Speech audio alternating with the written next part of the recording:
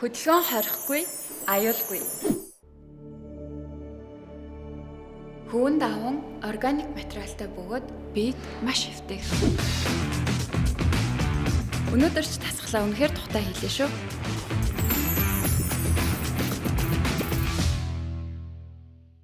Өнөөдөр би та бүхэнд 2003 оны 12 сард Тайваны Тайчун гэд хотод болж өнгөрсөн аимшигтай хэргийг ярьж өгөхөөр бэлдсэн байгаа. За ерөнхийдөө бол Тайваны түүхэнд бүртгэгдсэн хамгийн анхны каннибализмын хэрэг гэж явдсан байлээ. За тайванчууд өөрсдөө бол энэ хэргийг мэдээж маш их тийм цочирдож хүлээж авсан. Хүн төрлөختөө ер нь яаж ийм аимшигтай зүйлийг өөрийн гараар үйлдэж чаддсан бэ гэсэн одоо энгийн ойлголт бодлыг 180 градус эвдэж хязгаараас давсан тийм нэг одоо эвгүй хэрэг байгаа. За тэгэхээр хэдүүлээ шууд ярианыхаа гол хэсэг рүү орцгоё. 2003 оны 12 сарын 10-ны өдөр Ши Күнжи гэдэг залуу Тайчун хотын Лунжин гэд дүүргийн цагдаагийн хилцс рүү одоо яаралтай явж очисон. За тэгээд өөрийнх нь төрсөн эгч нь алга болсон тухай цагдаа нарт бол мэдүүлсэн. За түүний эгчийг болохоор Ши Жинчи гэдэг 27 настай. За нэг даатгалын компанид даатгалын ажилтнаар ажилладаг байсан юм байна. За үүнээс хойш даатгалын ажилтан эмэгтэй гэд хэлээд явжээ. За энэс болохоор 3 өдрийн өмнө буюу одоо 12 сарын 7-ны орой Күнжи гэд нөгөө дүү нь болохоор эгчтэйгээ утсаар ярьсан юм байна л да. Тэгээд эгч нь болохоор түүнд Тунхай их сургуулийн ойролцооныг үйлчлүүлэгчтэйгээ уулзахаар явж байгаа талаараа бол хийсэн. За тэр үед оройн 8 цаг өнгөрцөн байсан болохоор одоо нөгөө дүү нь бол эгчээгээ ганцаараа явах гэж байгаад нь жоохон санаа зовоод тэгээд хамт явъя гэд хэлсэн байлээ. Тэгсэн чинь эгч нь болохоор татгалцсан. За тухайн уулзах байгаа хүн нь болохоор удаан хугацаанд одоо ингээ хамтарч ажиллаж исэн нэг үйлчлүүлэгч нь тэгээд ч их сургуулийн хажууд байдаг тийм одоо мотоцикл засварын газрын эзэн тийм одоо таньдаг хүн нь гэж тайлбарласан юм байлаа. За тэр хүн болохоор өөр даатгал авах сонирхолтой байгаа шинэ үйлчлүүлэгчдийг өөрт нь танилцуулж өгнө гэж хэлсэн. За тэгээд эгч нь болохоор тухайн үед ингээ уцаар явах үед нэлээд тийм одоо баяртай сонсогдчихсэн юм байлаа.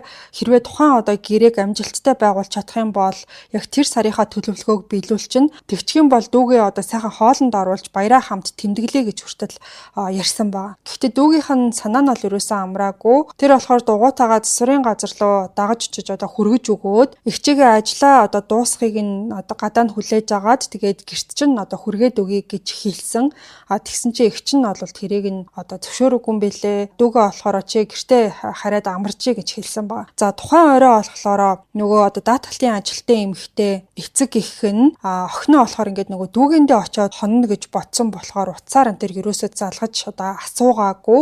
За харин дүү нь болохоор эгчээгээ ажлаа дуусгачаад ээж аавынх руугаа бутсан байх гэж бодоод бас л холбогдоогүй юм билээ. За тэгээ хэний ч төсөөлөөгүй зүйл 12 сарын 2-ны өглөө болсон юм байна. Дүүгийнх нь утас нь болохоор өглөө дугаарсан. Тэгээд эгчийнх нь ажилтдаг компаниас нэг менежер хийдэг хүн болохоор залгаад эгч чинь ингээ 2 өдөр дарааллаад ямар ч одоо тайлбар ямар ч тийм зүйл ярилгүйгээр ажилдаа ерөөсөө ирээгүй. Ямар нэг асуудал гарсан юм биш үстэй гэж чамаас асуух га залгалаа гэж хэлсэн байгаа. За тэгээ мэдээж дүү нь бол маш их сандарч эхэлсэн. Тэгээ цагдаа нарт мэдүүлэг өгөхдөө эгч нь бол ингээд удаан хугацаанд одоо нэг залуутай үргэлжлэдэг байсан ч гэсэн тэр залуутайгаа хамт амьдрахын оронд ээж автайгаа хамт одоо амьдрдаг байсан юм а гэж ярьсан юм байна. За тэгээд даатгалын газрын эмэгтэйг мэддэг хүмүүсийн хувьд тэр бол одоо өндөр нуруутай за тийм дүлгөөхөн дүр төрхтэй эмэгтэй байсан. Ер нь бол гадаад төрхөөрөө биш юм а гэхэд ингээд зан чанараараа хүмүүсийн одоо юм хайрлагдсан тийм ээлдэг шудраг үргэлж одоо ингээд энийг л явж идэг. Айгуу даруухан амьдралтай, цөөхөн хідэн дотны найзтай тийм хүн байсан юм байна. Энэ эмэгтэй ажлын шаардлагаар маш олон хүмүүстэй одоо уулзалдах шаардлагатай байдаг байсан.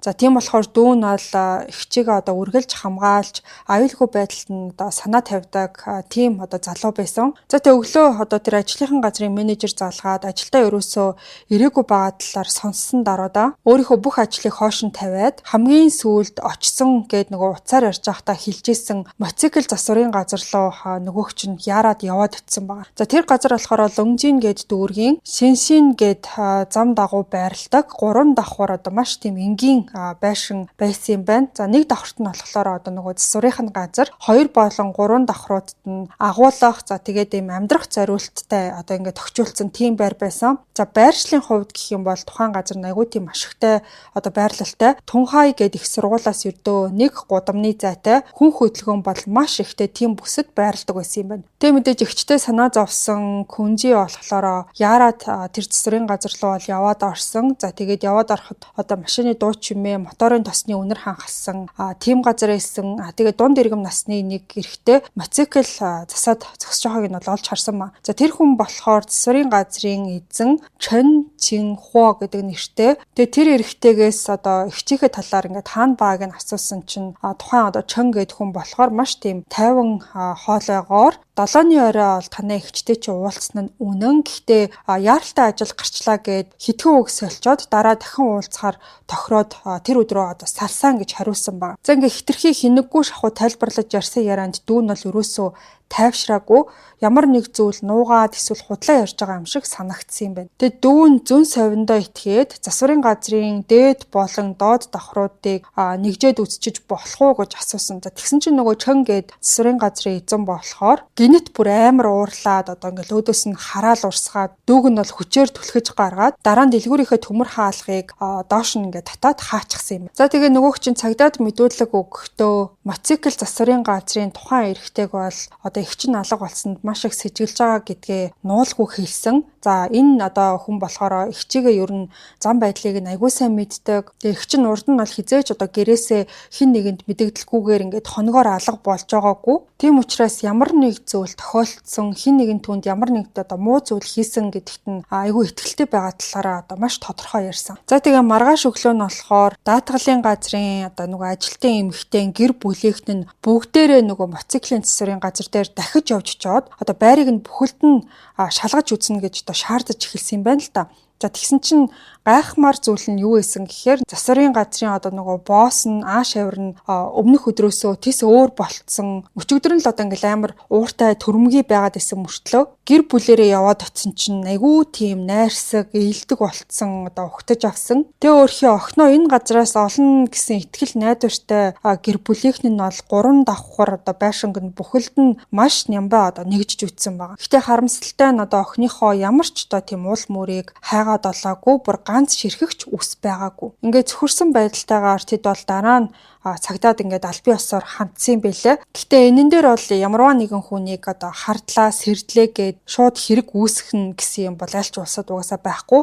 Эрүүгийн хэрэг үүсгэхэд бол бодиттой тийм нотлох баримт шаардлагатай байдаг. За гэхдээ цагдаагийн газрын одоо эрүүгийн мөрдөн шалгах хэлтсийн дарга Танго Чан гэдэг хүн байд юм байна л да. Тэр болохлоороо Чэн Жинхуа гэдэг нэрийг сонссон даруйда шууд анхаарал нь одоо татагдсан байна. За яагаад гэхээр энэ Чэн Жинхуа гэдэг хүн нь цагдаа нарт бол огт тийм танигдаагүй ч юм урд нь бүртгэгдэж байгаагүй хүн энэ төр ерөөсөө биш байсан. Нэр нь бол аль хэдийнэ тусгай хяналтын жагсаалтанд орчихсон хүн байсан. За нөгөө Тан гээд одоо эрүүгийн мөрдөн шалгах хэлтсийн дарга гэдээсэн хүн 1991 оны 3 сарын 1-ний өдрийг бол шууд сансан байна. За тэр үед болохоор Тунхай их сургуулийн оюутан Шу Руйфэн гэдэг хүн Чэн Жинхуагийн мотоциклийн засварын газар руу орсныхаа дараа ор сураггүй алга болсон одоо ийм нэг зүйл болж исэн юм байлээ. Тэгчээд давхцсан нэг зүйл нь юу байсан гэхээр за тухайн 91 онд саяны алга болсон гэдээсэн Шу гэд хүн болохоор нэмэлт орлого олохын тулд даатгалын компанид одоо цагийн ажил хийдэг байсан. За тэгээд Чэн гэд хүнтэй даатгалын асуудлаар ярилцахын тулд холбогдчихсэн юм байна. За ингэснээр Чэн бол тухайн хэргийн гол сэжигтэн болж исэн юм бэлээ.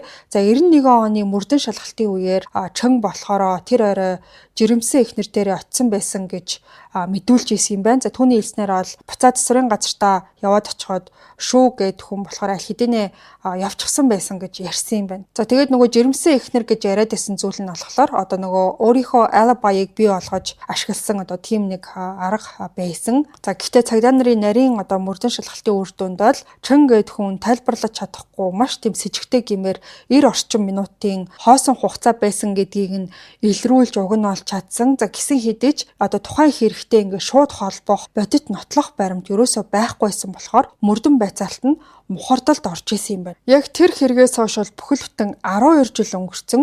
Тэгээд дахиад яг тэр газраас одоо 2 дахь даатгалын ажилтан эмэгтэй алга болсноо зүгээр нэг давхцал гэж үзэхэд бол хитрхи тийм одоо сэжигтэй гэмээрээсэн. Тан гээд нөгөө эрүүгийн мөрдөн байцаах хэлтсийн дарга 91 оны үед бол айгүй тийм залуухан байсан ч гэсэн тухайн үед болж өнгөрсөн хэргийг бол хизээч ингээд мартаагүй явж исэн юм байна. Эзэн нь алга болцсон мөртлөө дэлгүүрийн гадаа ингээд хിവэрэ үлдсэн Шу гээд эмэгтэйгийн мотоциклыг харж гарч исэн тухайн одоо дүр зураг бол ингээд ойн санамжинд нь гүн үлдчихсэн байсан. Чин яг гол сэжигтэн байсан ч гэсэн цагдаа нар шийдвэрлэх хэмжээний нотлох баримт олж чадаагүй учраас за энэ хэрэг бол тангийн сэтгэлд ингээд юм тайлагдаагүй cold case болоод одоо ингээд үлдчихсэн байсан. За тэр 12 жилийн хугацаанд цагдаа нар Чинг бол 3 удаа lie detector тестээр шалгаж исэн юм билээ. За ялангуяа шүү алга болсон өдөр түүнтэй уулзсан эсхийг нь дахин ингээд асууж исэн юм байна. Тэгээ тэр өдөр ерөөсөө шүүтэй уулзаагүй гэж Чинг гэ залуу одоо гүрээсээр исэн ч гэсэн 3 удаа нөгөө lie detector тестээр ороод 3 ууланд нь бүдэрч исэн юм билээ. Гэхдээ хууль сахиулагчдын одоо сайн мэддэг нэг зүйл нь юу гэхээр одоо тэр lie detector тестийн үр дүн бол шүүхтэр нотлох баримтанд одоо хүчинтэд ерөөсөө тооцогддоггүй. Ер нь бол аль ч усад ийм байгаад идэв штэ. За тэгээ 12 жилийн дараа тан болохоор эрүүгийн мөрдөн шалгах хэлцээ дарга болж дэвшсэн. Харин Чин гэд хүн болохоор дунд иргэм насны одоо хүн болчихсон байсан. Тэгэхээр тухайн одоо 2 дахь даатгалын газрын ажилтны эмэгтэй хэрэг сэжигтнийг яллуулах хамгийн сүүлчийн боломжч байж болохоор одоо ийм нэг нөхцөл байдал үүссэн байсан. За сүүлд буюу 2003 онд гарсан одоо энэ хэрэг болохоор орон нутгийн хууль сахиулах байгууллагуудыг асар их анхаарлыг бол татаж чадсан байгаа. За энэ хэрэгүүд хоорондоо холбоотой эсэх нь тодорхойгүй байсан ч гэсэн сүүлийн жилүүдэд яг энэ бүс газруудаар бол хэд хэдэн эмэгтэй ор сургаггүй алга болсон. Хэрэгт нь одоо хүртэл баригдаагүй одоо ийм байдалтай байсан юм. Тэгээд журдан сэжигтэй этгээд гэж нэрлэгдэжсэн Чин Жинхуа гэдэг одоо хүн дахиад нэг алга болсон хүний хэрэгтэй холбогдоод эхэлсэн болохоор цагдаа нар энэ боломжийг ашиглаад түүний өнгөрсөн амьдралыг бол бүхэлд нь ухаж шалгахаар шийдсэн юм байна. Чин Жинхуа болохоор яг Тайванаас гаралтай нутгийн хүн гэж хэлж болохоор байсан. За тэр бол ядуу айл 9 хүүхдийн нэг болж өссөн. За 4 хүү 5 охинтой тийм одоо айл байсан юм байна. За ээж аваа хоёр нь болохоор өнөр өтгөн гэр бүлээ тэжээхийн тулд өдөр болгон одоо уйггүй хөдөлмөрлөдөг тийм хүмүүс байсан. Амьдралын одоо хүнд нөхцөл байдал за суралцах бэрхшээлээсээ болоод Чин болохоор 8 дугаар ангиас сургуулаасаа гараад тэглэж гисэн дунд сургуульд сурч авах үеэрээ хүртэл Чин бараг бичиг өсвөггүй шахуу тийм хүүхэдээс юм билээ. Ямар сандаа бүр ингээд өөрийнхөө иргэний үнэмлэхэн дээрх бүх ханзыг ч гэсэн уншиж чаддаггүй одоо тийм төвшний боловсралтай хүн байсан гэж хэлж болно. За тэгээ сургуулаасаа гарсныхаа дараа Чин болохоор мотоцикл засварын газар дагалдангаар одоо ажиллаж эхэлсэн юм байна. Тэгж байжгаад 20 нас одоо гарсныхаа дараа л арай гэж мөнгөө хуримтлуулж өөрийн гэсэн жижиг засварын газрыг нээж чадсан юм байна. Энэ хүн болохоор боловсрал муутай ч гэсэн техник засварын төрөлхийн авьяастай байсан. За тэгээ чадварлаг ажил наажмаар бол одоо энэ орон нутгийн хүмүүсийн итгэл хүндлэлийг олж эхэлсэн. За энэ талаас нь харах юм бол Чин ядуурлаас ингээд өөрийнхөө хүчээр босож ирсэн хүн шиг харагдаж байгаа бах. За тэгэхээр ийм нэг одоо амьдралтай хүн юм байна. За тэгээ түүнийг бол удалгүй байцаалтанд дуудсан. За тэгсэн чинь Шүү Жинчи буюу даатгалын газрын ажилтны эмэгтэй хаана байгааг огт мэдэхгүй гэж одоо бүр гүрийсэн хിവэрэ байсан. Гэхдээ нэг анзааруулжтай зүйл нь юу байсан гэхээр тэр бол орчин үеийн техник технологийн дэвшил мөрдөн шалгалтыг асар хурдан одоо үр дүнтэй болгосон гэдгийг огт тооцоолоогүй байсан. Цагдаа нарын цуглуулсан нотлох баримтууд бол түүний худал мэдүүлгийг маш хурдан задалж эхэлж чадсан. За эхний мэдүүлэг өгсөн өдрийн үдээс хойш бол мөрдөгчд засварын газрын ойролцоох одоо бүх камерын бичлэгийг яаралтай цуглуулад за ойролцоох 24 цагийн дэлгүүрийн камерын бичлэгт бол орой 8 цаг дөнгөж өнгөрч явах үеэр даатгалын газрын эмэгтэй мотоциклийн засварын газар руу орж байгаа нь бол тодорхой бичигдчихсэн байсан. За хамгийн анхаарал татсан зүйл нь юу байсан гэхээр тэр эмэгтэй бол гарч явж байгаа ямар ч тийм дүрс бол байгаагүй юм бэлээ. За энэ хэвийн бус зүйл цагдаа нарын хардлагыг бол улам одоо бат болгосон гэж хэлж болно. Байцаалтын үеэр Чин болохоор маш тийм тайван асуултуудаас ерөнхийдөө одоо бултах шинжтэй цагдаа нарын олсон нотлох баримтуудыг бүгдийг нь өгөөсгсээр байсан. Цагдаа нар Чингийн одоо зан авирт нэг очирхалтай зүйл байгаа гэдгийг ерөнхийдөө бол анзаарч эхэлсэн. За ихэнхдээ ингээд өндөр мэдлэг боловсралтай, өндөр IQ-тай хүмүүс ширүүн байцаалтын үеэр алдаа гаргаж одоо ингээд бодолдог. Гэхдээ Чингийн хувьд болохоор одоо боловсролын хувьд дундаж хүнээс ч гэсэн сул юм шиг харагддаг мөртлөө хариултууд нь хэтэрхий тийм одоо төгс яг л ингээд цээжилсэн юм яриад байгаа юм шиг тэгж ярьж исэн.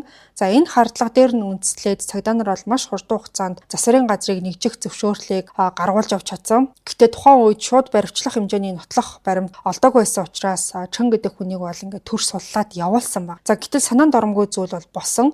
Чөн болохоор цагдаагийн хилцээс гарсан даруйда шууд орс сураггүй алга болсон. Нэгжлэг хийх зөвшөөрөл бас одоо үнэрч нохоо дагуулсан цагдаа нар бол Чөнгийн одоо 3 давхар засварын газар дээр яваад утсан. За тэгээд төмөр хаалга нь бол цоожтой байсан. За тэд бол маш тийм чанга тогшсон ч гэсэн дотроос нь бол хинч хариу өгөөгүй. Тэд бол Чөнг яшидэглээс зүгтгаар ингээд оргон зайлсан гэж сэжиглэж исэн ч гэсэн за хамгийн чухал зүйл нь бол баримт нотлохоо олох тийм явдал байсан. За золхоод тэд Чөнгийн эхнэрээс нөөц түлхүүрийг нь авч чадсан. За хаалгыг онгойлгоход нэг давхар нь бол маш тийм эмх замбраагүй байдалтай байсан. Дуусаагүй мотоциклийн засвар багаж хэрэгсэл янз бүрийн эд зүйлс шалаар дүүрэн хөглөрцөн байсан болохоор хэрэгтэй нотлох баримт бас хог новшиг ялахад ч ихсэн айгүй хэцүү байсан юм билэ. За дараа нь тэд нар бол 2 дугаар давхрын одоо өөрсдийнхөө одоо нэг амьдардаг хэсэг рүү гарсан юм байна л та. Тэнд болохоор бүх зүйл ингээд тоос, шороо, хэр буртагтаад гарагдсан. Ер нь л жоохон тийм заваан гэж хэлэх юм уу да. Тэгээд удаан хугацаанд ерөөсө тийшээгээ ингээ хүн очоогүй мүү гэмээр тийм байдалтай харагдчихсан. За гэхдээ нэг зүйл бол маш их анхаарлыг нь татсан байгаа. Бүхэлдээ ингээд бохир заваан байсан угаалгын өрөөний ван нь л ганцаархнаа бараг тийм цэв цэвэрхэн гялалцж исэн. За эндээс харахад бол ингээд бүр ээлт сайхан ингээд айгүй сайн үрээд угаасан юм шиг тийм байдалтай харагдсан гэсэн үг. За мөрдөгчд энэ талаар бодож амжаагүй байж тал одоо нөгөө үнэрч нохоо гинэт маш их ингээд чангаар бол хуцаж эхэлсэн ба. Тэр нохоо бол одоо 3 дугаар давхрын зөв рүү одоо ингээд хуцж исэн. Тийшээ одоо ингээд нөгөө барьсан байсан эзнийгээ татаад байсан гэсэн үг л дээ. За тэгээ бүгдээрээ одоо яарад нохоог дагаад бол дээдлийн давхар руу гарсан. За нохоо болохоор цилиндр хэлбэртэй зэвэрдэггүй тийм ган усны савны өмнө очиод зогссон. За тэгээ тэнд очингуудаа бүр илүү их хуцаж эхэлсэн. Цагдаа мөрдөгчид сав руу төхөөд очих үеэр бол маш тийм одоо өмхий үнэр ханхалж исэн байгаа. Ерөнхийдөө ийм төрлийн одоо айгүй том одоо ган сав бол Тайваны айлуудад түгээмэл байдаг. Ер нь баг айл болгонд байдаг гэж хэлж болохоор байдаг ч гэсэн тухайн сав нь болохоор ингээд олон жил ерөөсөө хэрэглээгүй юм шиг амар тийм хэр одоо ингээд тоос интернаалтчин шиг тийм үү. Ер нь бол хэрэглээгүй удцсан тийм тоос буртгандаа дарагдсан тийм байдалтай байсан юм байна. За тэгээ цагдаа нар савны тагийг нь онгойлгосон чинь ялзарлын бүр аимшигтай үнэртэж эхэлсэн юм билээ. Тэгээ тухайн одоо өмхийн үнэрний их үүсвэрийг савны ёроолоос олсон юм байна. За савны гүнээс болохоор цагдаа нар тийм хар өнгийн гялхар ууттай хоёр зүйлийг бол татаж гаргаж ирсэн. За тэг тухайн одоо ууттай зүйл нь бол нэлийн хүнд байсан юм билээ. Уутыг онгойлгоход үзсэн чинь доторх зүйл нь тэнд байсан одоо бүх хүнийг бол цочирдуулсан юм байлээ. За тэнд нь болохоор ингээд тасцсан хүний толгоо, мөчилсөн гар хөл, махны тасархаанууд, за махнасаа бүрэн салсан тийм одоо цагаан өнгийн яснууд, цуснд будагдсан юм шиг одоо ийм дотор эрхтнүүд тэн дотор нь бол байсан. За ингээд энэ дүр зураг бол бүр ингээд хинээж төсөөлж хийснээс тавсан маш тийм аимшигтай зүйл байсан. Цагдаа нар бол тэр дараа хэргийн газрыг одоо битүүмжлээд мөрдөн шалгалтаа үргэлжлүүлж эхэлсэн. За одоогүй бол тэд нэр хогийн савнаас нэг эвдэлсэн Nokia гар утсыг олсон юм байна. Тэгээ дараа нь мөрдөгчөд 2 давхрын угаалгын өрөөнд люминол гэдэг нөгөө юм шингэн байдаг шүү дээ. Тэрийг цацаад за тэгээ химийн урвалын дараа бол ванны эргэн тойронд шаал за тэгээ ханан дээр нь олон тооны толб тодорж гарч ирж байгааг бол харсан. За ийм урвал бол ердөө 30 секунд орчим үргэлжилдэг учраас цагдаа нар бол маш хурдан тухайн зургнуудыг нь аваад нотлох баримтын хавцтай хийж баримтжуулж одоо чадсан. Энэ нь юу байсан гэхээр одоо тухайн угаалгын өрөө бол хэргийн гол газар болохыг нь одоо ингээд баталж өгсөн гэсэн үг. За хохирогч эмэгтэйгийн дүү за тэгээ эцэг гэх нь бол энэ мэдээг сонсоод шууд одоо хэргийн газар руу явж очисон. За цагдаа нар бол тэднийг зогсоохыг оролцсон ч гэсэн тэд бол цогцсны үлдэгдэл олцсон газар руу гүүж орсон баг. Одоо баг сэтгэл санаагаа одоо ингээ барьж чадахгүй хүчээр явж орсон гэхүү дээ. За цогцос бол маш их одоо ялцрал явагдсан байсан ч гэсэн аав нь үлдсэн нүүрний хэсгээс охиноо тэр дор нь одоо таньсан байлээ. За тухайн аимшигт дүр зургийг хараад тэслэхгүй одоо маш их уйлж эхэлсэн. Удалгүй болвол тэд нар ухаан алдаж унсан юм байна. За ингээд тухайн одоо байшинг хийх нэгжлэг үргэлжлэх тусмаа улам илүү аимшигтай зүйлүүд бол илэрч эхэлсэн. За мөрдөгчд болохоор Чөнгийн өрөөний булангаас аврах том тийм эвхрээд хөвтцэн байгаа могоог олж харсан юм билээ. Тэрнээс гадна олон тооны порно бичлэгүүд заас тийм одоо секс тоглоомуудыг олсон юм билээ. За энэ бүхэн бол Чөн гэд хүний орны гаж сонирхлын талаар тодорхой тийм ойлголтыг бол тэднэрт өгч чадсан. За ингээд бүх нотлох байрамд одоо яалтчгүй чон гэд хүн рүү зааж исэн ч гэсэн тухайн хүн бол аль хэдийнэ ямар ч ингээд ор сургаггүй алга болчихсон байсан. Чонгийн эхнэрийн хэлснээр тухайн одоо 2003 онд чон бол 39 настай байсан. Тэр хоёр бол 3 хүүтэй. Анх бол тэдний амьдрал харцангуй тийм доктортой байсан. Чон өөрийн гэсэн тийм мотоцикл засварын ур чадвартай байсан болохоор ойр тойрныхон хүмүүс чонд ер нь айгу тийм ам сайтай. Гэтэ эхнэр нь болохоор сүүлдээ чонг бол орхиод яваад өгсөн юм билээ. Ягаад гэхээр чонгийн тэр нэг гаж гэмээр сонирхлуудыг нь бүр сүүлдээ төвчж чадаагүй юм байна. Гаднаас нь харахад бол чон тийм дуугүй, айгу тийм шудраг, сайн залуу шиг харагддаг байсан ч гэсэн дотроо бол шал өөр хүн байсан баг. Солонгосын Happy Moon Day брендийн өөрөөсөө түлхэгчтэй органик хөвөн даван тампон аль бие усны эрхтэйгээр Монголд худалдаалагдаж эхэллээ. CU-гийн бүх салбараас худалдаж авах боломжтой. Найдвартай хамгаалалт 5 тухыг танд мэдрүүлэн Happy Moon Day CU-гийн бүх салбараас. Чон бол багасаа гэр бүлийнхэндээ байнга зодуулдаг байсан нь түүнд одоо юм маш гаж зан төлөв суулгасан гэж үздэг юм билээ. За тэр бол гэртээ харихын оронд хөнгүү газраар тэнүүчэлж жижиг амьтдыг барьж аваад тарчлаадаг нэгэн байсан. За тэгээд иймэрхүү төрлийн одоо гаж гэмээр зан авирууд нь гэрэлсний дараа ч гэсэн үргэлжилсэн хിവэрэ байсан. Чон болохоор гэртээ могоод хичээж эхэлсэн нь эхнэр хүүхдүүдийг нь айлгаа зогсохгүй хөршүүдийг нь хүртэл одоо гэрлүүн ойртуулахааргүй тийм хэмжээнд хүргэсэн юм билээ. Хэдийгээр одоо ингээд засварын газраа мотоцикл энтер айгуу сайн засаад зарим хүмүүсийн одоо ихэвчлэн эрэгтэй хүмүүсийн хувьд гэсэн үг шүү дээ. Сайн застаг энтер гэж ярьдаг байсан ч гэсэн за бусад хүмүүс болохоор одоо тийм айгуу эвгүй хар муухай энерги шиг зүйл мэдэрдэг байсан гэж ярьдаг байсан юм байна. За хамгийн одоо сонин амар нь юу байсан гэхээр хид хідэн хуршууд нь цагдаад өгсөн мэдүүлэг байсан.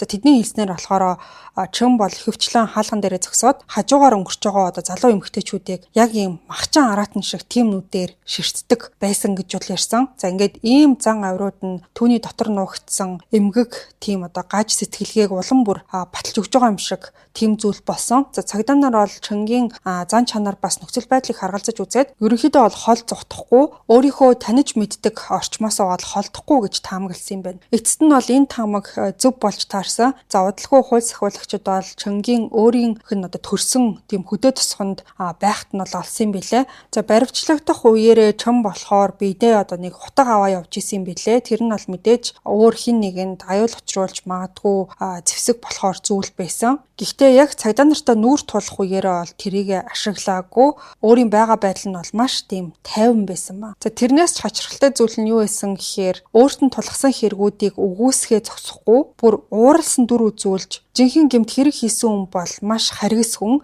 тэрийг заавал барих ёстой гэж хүртэл хэлж ийсэн юм байна. За тэгээ хэдийгээр цагдаа нар засварын газраас одоо мөчилсөн цогцоос за бас цусны уул мөрийг одоо олж илрүүлсэн ч гэсэн чон гэдэг хүнийг яллуулахад хангалтгүй гэдгийг нь мэдчихсэн. Тэдэнд болохоор одоо нүдээр харсан гэрч за шууд одоо физикал тийм нотлох баримт хэрэгтэй байсан. Өөрөөр хэлэх юм бол яг тэдний газраас нас барсан хүн олдлоо гэд тэр хүн шууд 100% буруутай гэж үзэх бол боломжгүй юм байна л да. Заавал одоо ингээд нүдээр харсан гэрч хажууд нь хүн байсан би харсан гэж ярих хүн бэжэж энэ маань арай илүү юм улс суурьтай болдгийм. Тэрнээс гадна одоо аллах үйлдэхэд ашигласан зэвсэг те хутах ч юм уу одоо хөрөө ч юм уу тиймэрхүү зүйл олж иж дараа нь тэрийг холбож шүүхтэр одоо танилцуулдаг. За тэгээд аллахын зэвсгийг хайхын тулд тэд нар бүр засварын газрын урт талын газар доорх бохирын хоолойг нь хүртэл ухаж шалгасан ч гэсэн юу ч олоогүй юм билээ. Мөрдөн шалгалт ерөнхийдөө гол дахиад мухартал орж одоо эхэлж явах үед орон нутгийн хэвлэл мэдээллээр хохирогч эмэгтэй хэргийн талаар томоохон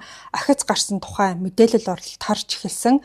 За хин нэгэн сайн дураараа цагдаагийн хилцээр явж жоод хэргийг тайлахад туслах одоо маш чухал мэдээллийг өгсөн юм байна. За энэ уул мөрийг болохоор хохирогчийн гар утсыг нь хянжсэн техникийн багийнхан илрүүлсэн байлээ. За тэд нар болохоор утаснаас нэг с ิจ гтэй дуудлага хийгдсэн гэдгийг нь олсон байлээ. За техникэл тийм төрлийн шинжилгээгээр болохоор хохирогчийн сим картыг ашиглаагүй байсан ч гэсэн өөр сим картаар дуудлага хийсэн гэдг нь тогтоогдсон.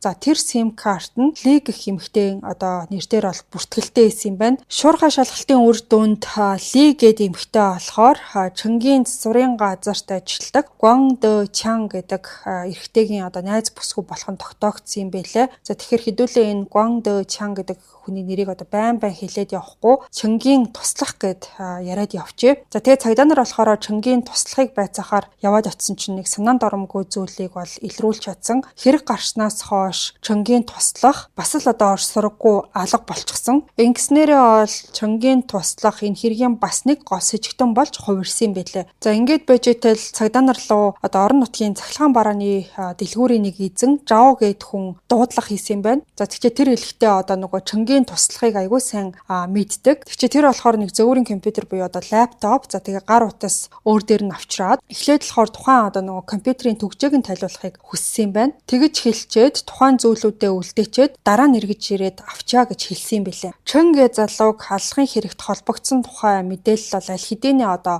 хаа сайгүй цацагдсан байсан болохоор Жао гэд нөгөө дэлгүүрийн эзэн сэжиг аваад эхэлсэн юм байна. Тэгчээд нөгөө туслах нь компьютер үлдээгээ явцсан учраас Жао бол одоо ингээд нууцаар гэж хэлж болохоор одоо ингээд цагдаа руу залгасан юм байна. Цагдаа нарын заавраар Жао бол нөгөө Чөнгийн туслахыг аль болох удаан саатуулж барих ёстой болсон юм байна. За тэгж байж байгаад хагас цагийн дараа гэхэд нөгөө Чөнгийн туслах буцаж явж чоод түгжээг тайлуулахын оронд энэ компьютерийг та худалдаж авах уу гэд асуугаад эхэлсэн. За тэгээ ихсэх хугацаанд наймаалцсны эцэс Чөнгийн туслах болохоор ойролцоогоор $300 зарахыг бол зөвшөөрсөн юм байна. За тэгээд нөгөө Жао гэд дэлгүүрийн эзэн болохоор цаг очихын тулд бас одоо нотлох баримт үлдээхийн тулд өмчлөл шилжүүлэх бичигт бол гарын үсэг зурулсан. Ингэж ийм ухаалаг арга хэрэгэлснээр цагдаа нарт бол эрг хангалттай хугацаа өгч чадсан. За тэгээд тухайн дэлгүүр дээр нь бол явж очоод Чөнгийн туслахыг баривчилж чадсан. За тэгээд Чөнгөөс ялгаатай нь гэх юм бол одоо энэ Гуан гэдэг нөгөө туслах нь болохоор айгуу тийм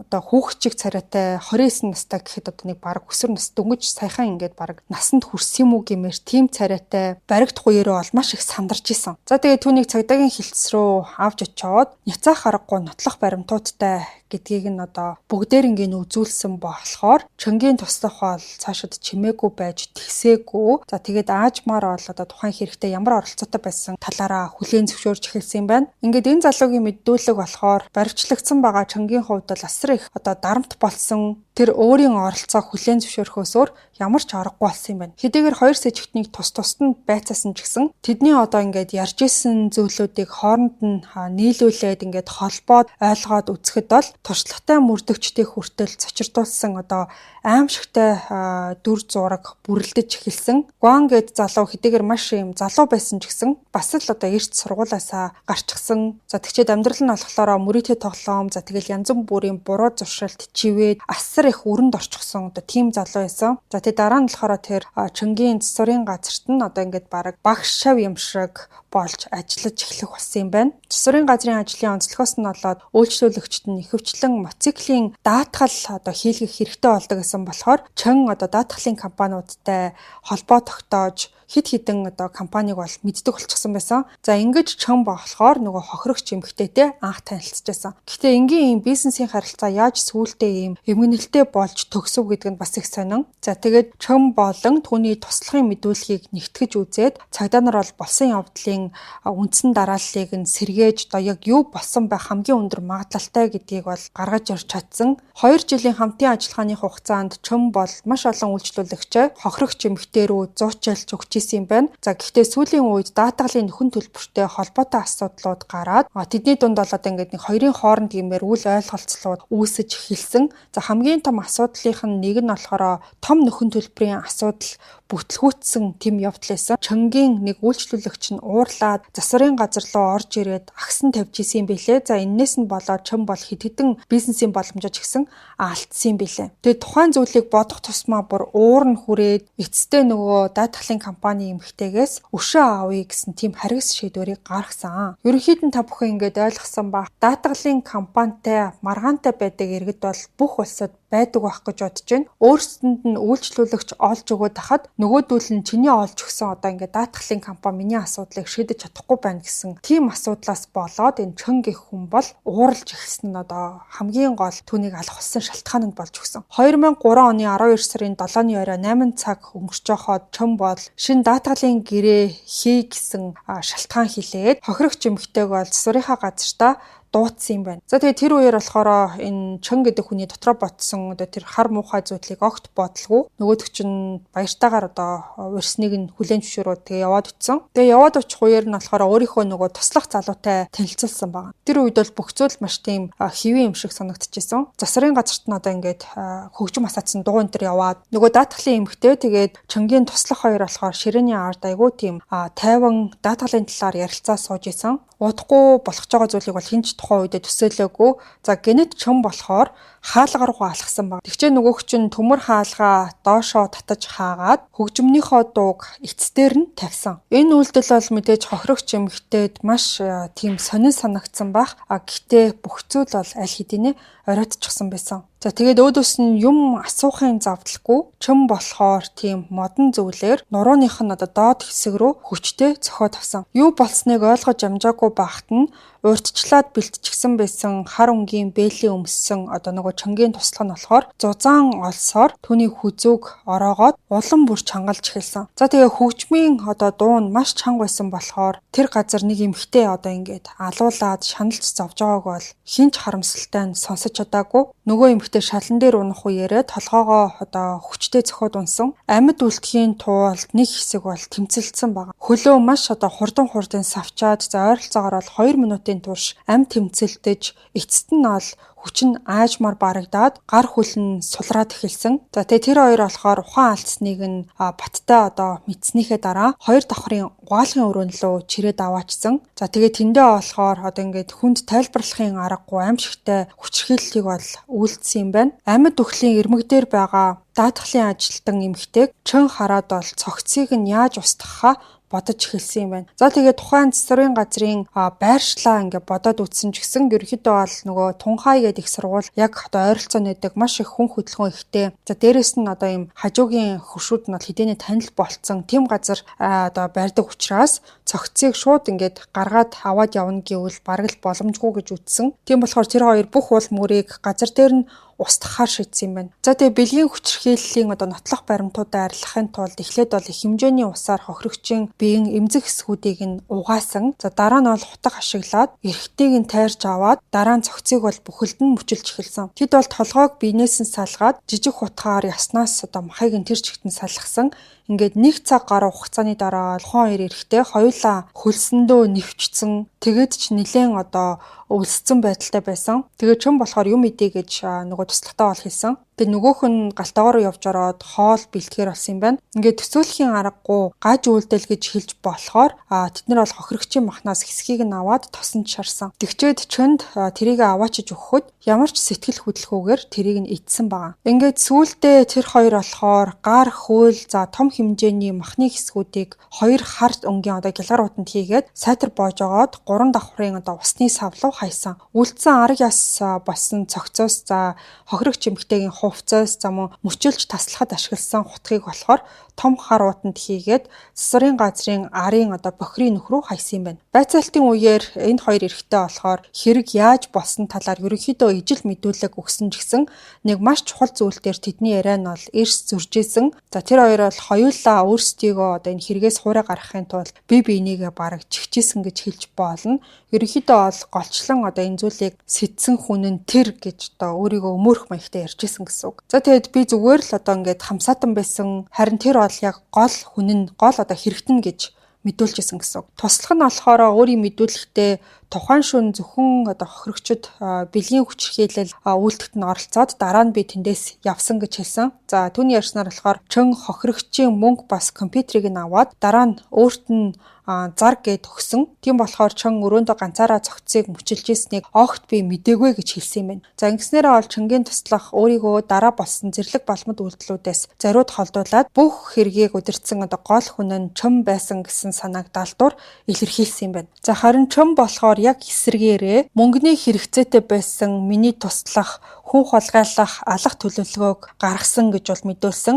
За Чүн болохоор өөрийгөө зөвхөн тухайн зүйлд нь тусалж исэн цогцыг устгах санаа бол огт байгаагүй гэж хэлсэн байгаа. За бас хүний мах эдсэн тухай ч гэсэн үгүйсгээд тэр аимшигтай зүйлийг дараа нь л мэдсэн гэж ярьсан. Тэгэхээр хин нь одоо ингээд худлаа яриад байгааг бол ойлгоход одоо хүмүүс шууд энэ худлаа ярьж юм, энэ үний ярьж ин гэж тогтооход айгүй хэцүү байсан. За тэгээд дараагийн мөрдөн шалгалтын үеэр цагдаа нар бол бохирын нүхнээс янз бүрийн биеийн хэсгүүд, яс хувцас, бичиг баримт, даатгалын материалуудыг олсон. За тэгээд тэр нь болохоор яг л одоо хоёр залуугийн хэлжсэн, одоо ярьжсэн мэдүүлгүүдтэй таарч исэн. За бас тэд нар болохоор Чөнгийн туслахын засварын газрын ойролцоо хаясан олсыг бас олсон юм билээ. За тухайн олсон дээр бол хохирогч эмэгтэй ДНА илэрсэн юм билээ. Гэхдээ олсон дээр бол хоёр с жигтний хинийхэн ч ДНА байгаагүй юм билээ. За энэ нь болохоор Чөнгийн туслах одоо нөгөө боомлох үеэр бээлийн өмссөн байсан гэсэн мэдүүлгийг нь баталж исэн. Хин нь одоо ингээд гол зохион байгуулсан хүн нь байсан. За бас цогцыг хэн мөчлсөн тухай маргааныг бол шүүх эмнэлгийн шинжилгээ шийдсэн юм байна. Задлан шинжилгээгээр бол хохирогч эмэгтэй нас барсан цагийг 12 сарын 7-ны оройн 10 цаг орчим гэж тогтоосон. За шүүх эмнэлгийн шинжээчд бол дараа нь болсон мөчлөх, устгах үйлдэлүүдийг ийм богино хугацаанд ганцхан хүн дангаараа хийх боломжгүй гэж дүгнсэн юм байна. За энэний үндсэн дээр бол цагдаа нар Чөм болон Чөнгийн туслах хоёулаа хэргийн бүх үе шатанд шууд утгаараа оролцсон гэж үзэхэд хүрсэн юм билээ. За мөрдөн шалгалтын турш бол хоёр сэжигтний мэдүүлэг байнга өөрчлөгдөөд хоорондоо ингээд огт нийцэхгүй байсан. Зарим үед хоёулаа аллахаа хүлээн зөвшөөрөөл. За тэгэл дараа нь болохоор бүх зүйлээ үгүйсгээд энэ ч биш тэр ч биш гэж нэлээд бас утсан юм билээ. За онцлох нэг зүйл нь гэх юм бол байцаалтын үеэр сэтгцийн эмчт нар Чөнгийн туслахыг хүнд хэлбэрийн сэтгцийн эмгэгтэй сэтгцийн засагт эмчлүүлэх шаардлагатай гэж оншилсан юм байна. Харин хүний мах эдсэн асуудлын тухай бол Чөн мэдүүлгээ дахин өөрчилсээр байсан. За ялангуяа ингээд нөгөө шүүх хурал ойртох тусмаа тэр бол каннибализмтэй холбоотой бүх одоо өөрийг нь буруутгаж байгаа зүйлийг шүүхтэр бол тууштай одоо ингээд үгүйсгсэн хэвээр байсан. Гэхдээ тэр үед болохоор хэвлэл мэдээллийнхэн түүнийг бол аль хэдийнэ хүний мах эддэг аратан гэж нэрлээд эхэлчихсэн байсан. За тэгээд нэг байцаалтын үеэр Чөнгийн хэлсэн үг тэнд байсан бүх хүний одоо ингээд нурууг нь хүүт даахаар тийм байсан юм байна л та. За тэгээ юу гэсэн бэ гэхлээр цагаан хоолны мах энгийн махтай адилхан амттай гэд хэлсэн юм билээ. Энэ үгийг сонссон даруйда мөрдөгчд бол 12 жилийн өмнө алга болсон цагаан хоолтон оюутан одоо нөгөө Шу Руйфен гэд хүн байсан штэ. Тэр хүнийг бол шууд санаж эхэлцгээсэн маа. Тэгэхээр тухайн үнийг ч гэсэн энэ Чөн гэд хүн идчихсэн юм биш үстэй гэсэн одоо ийм нэг эвгүй гэмээр одоо хардлага төрж эхэлсэн. Харамсалтай цагдаа нар тухайн одоо нөгөө Шу Руйфен гэдэг эмэгтэй хэрэгтэй Чөнг холбох ямар ч нотлох баримтыг бүр хизээч олж чадаагүй билээ. Ингэснээр одоо хамгийн ихний амиа алдсан эмэгтэйн хувьд бол одоо шудраг ёсыг тогтоож чадаагүй, гэр бүлийнхэн ч гэсэн ямар ч хариулт авч чадаагүй гэсэн. За тэгээ олон жилийн турш үргэлжилсэн шүүх ажиллагааны явцад бол Чөн Жинхуа болон түүний туслах Гуан Дэ Чан хоёр мэдүүлгээ үргэлжлүүлэн өөрчилсөн хэвээрээ байсан. Түүний туслах болохоор хохирогч эмэгтэйг зөвхөн одоо бэлгийн хүчирхийлэл үйлцэн гэдгээ хүлээн зөвшөөрсөн ч гэсэн аллах бас хүний мах эдсэн хэргийг бол үгүйсгэсээрсэн. Чөн болохоор хүчирхийлэл болон хүний мах эдснээ хүлээн зөвшөөрсөн ч гэсэн өөрийгөө бол алуурчин биш гэж мэдүүлсэн. Ингээд 2004 оны анхан шатны шүүх хурлын үеэр прокурорууд Чөнд бол цаазаар авах ял харин түүний туслахад болохоор 20 жилийн хорих ял оноох хүсэлтийг бол гаргасан юм билээ. Гэхдээ шүүх бол эцэст нь хоёуланд нь цаазаар авах ялыг оноосон юм байна. 2005 онд давж заалтах шатны шүүх бол энэ шийдвэрийг хэвээр нь үлдээсэн юм байна. Ингээд эцэст нь 2007 онд Тайчун хотын дээд шүүх урьдчилан төлөвлөсөн аллагын хэрэгт бол тэдний цаазаар авах ялыг эцэслэн баталсан юм байна. Хэдийгээр хүний эрхийн байгууллагууд цаазаар авах ялыг эсэргүүцсэн олон удаа эсэргүүцлээ илэрхийлсэн ч гэсэн тэдний үйлцэн хэрэг бол хэтэрхий харгас тийм жигшүүртэй байсан болохоор ялыг бол 2012 оны 12 сарын 21-нд гүйцэтгсэн юм байлаа. Гуан гэд нөгөө Чөнгийн туслах болохоор эхний буудалтаар газар дээр шууд нас барсан юм байна. Харин одоо өөрийн эд эрхтнээ хандуулахаар сайн дураараа хүсэлт гаргасан Чөн буудахаас өмнө судсаар мэдээ алдуулах тариаг хийсэн. За тэгээд дараа нь болохоор тархиных нь баруун хэсэг рүү буудсан юм байна. Түүнийг нас барсны дараа эргэтэн авах мэс ажилбар хийхээр яаралтай орон нутгийн эмнэлэг рүү хүргэсэн. За гэхдээ ангаах ухаан, эмнэлгийн ёс зүй бас хүний эрхийн байгууллагууд цаазаар авах ялтай хоригдлоос эргэтэн авах нь харгас эргүүлшүүлтийн нэг хэлбэр гэж үздэг болсон юм байна. Эннээс үүдэлтэй маргаанаас зайлсхийхийн тулд хууль зүйн яам цаазын алтай хоригдлуудын эргэтэн хандуулах хүсэлтийг цаашид бол авч хилэлцгээ бүр болсон юм байна. Өөрөөр хэлэх юм бол одоо хоригдл өөрөө сайн дураараа эргэтнээ хандивдлыг гэж хүссэн ч гэсэн хууль зүйн яам бол үндсэндээ зөвшөөрөхгүй болсон. Ингээд Чен Зинхуа Тайванд бол эргэтнээ хандуулах зөвшөөрөл авсан хамгийн сүүлчийн цаазын алтан болсон юм байна. За өнөөдрийн хүртэл энэ хэрэг бол Тайваны хүмүүсийн сэтгэл айдас, за хар дарсан зүйч шиг тийм одоо байдалтай хിവэрэ үлдсэн гэж яригддаг. За ялангуяа одоо тэр Тунхай гэдэг их сургуулийн орчмын хүмүүс энэ хэргийг бол ерөөсөө мартаж чаддаггүй юм байна. Энэ хэрэг нь хүний мөн чанарын хамгийн харанхуй талыг харуулж зогсохгүй, амьдрал дээр үргэлж сонор сэрэмжтэй байх ямар чухал вэ гэдгийг сануулсан эмгэнэлтэй одоо ийм сургамж болж чадсан. За тэгэхээр ийм нэг маш аимшигтай, маш хэрцгий, хүний санаанд багтамгүй хэрэг байна. За хүний мах идэх одоо энэ каннибализмын талаар манай сувг дээр урд нь бол Джеффри Дамрын хэрэг яригдчихсэн. Эннээс өөр ийм төрлийн одоо хүний мах иддэг үйлдэлүүд маш ховор байдаг ч гэсэн хэрвээ ийм хэрэг гарсан тохиолдолд хамгийн одоо хатуу ял шийтгэлээр оноох хууль бол бүх улсад үйлчилдэг. Ингээд энэ удаагийн дугаарын талаарх сэтгэлдээ та бүхэн комент хэсэгт бичиж үлдээгээрэй. Өнөөдрийн нэмэлт дугаартай маань Солонгосын Happy Moon Day брэнд хамтарч ажиллалаа. Өөрөөсөө төлөвчтэй органик хөвөн даавуун тампоныг та CU-гийн бүх салбар, за бас FS-ийн бүх салбар дэлгүүрүүдээс худалдаж авах боломжтой. Ингээд хэдүүлээ хагасан өдөр 162 дахь подкастаар эргээд уулзъя.